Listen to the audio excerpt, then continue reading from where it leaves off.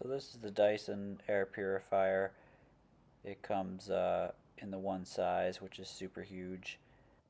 And these are some of the chemicals that it's supposed to filter out of the air, in addition to dust and dander.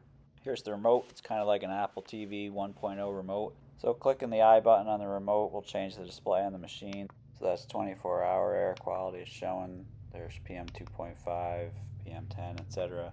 Basically on the bottom where it's green on the left, and on the top it would be red. Red is bad, green is good in terms of what it's measuring. And this is the filter life. It gives you a little animation about how to change the filter and how much filter life it estimates is left.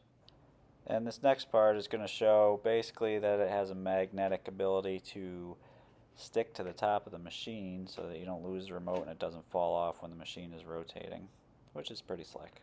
So now we'll go into the app, and basically you can mirror what you saw on the machine display inside of the app, but you can get more data. You can see it in graph form. You can flip through the various things that it's showing you and see today, 7 days back, or however many days you want to see. Now deeper into the app, you can see the controls that you can manipulate. You can set the timer and move the wheel so many hours, hit OK to set it, or hit set.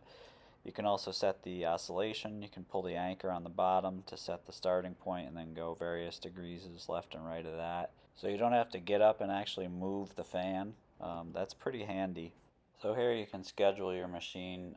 In this example we have it scheduled Monday through Friday from 9 a.m. to 5 p.m. on automatic, so it just does what it needs to do. And under the filter settings you can see how much percent life the filter has left based on their estimate. So here we're going to open up the bottom of the machine and show the filter. This is how you change the filter. The little window on the lower left is from the app showing you step by step what you need to do. But basically you use your thumb and you unhook both those sides and the filter comes out in two halves. There's semicircles each filter, and that is the airflow in to the fan. And you can see here after a couple months use it's already collected quite a good amount of dust. So yeah, it's not hard at all to change that filter. One last look at the app. You can do voice control and set it up.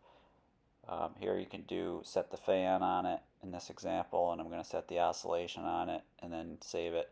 Basically you give it its own name and it remembers not only to turn the fan on but what settings you had requested.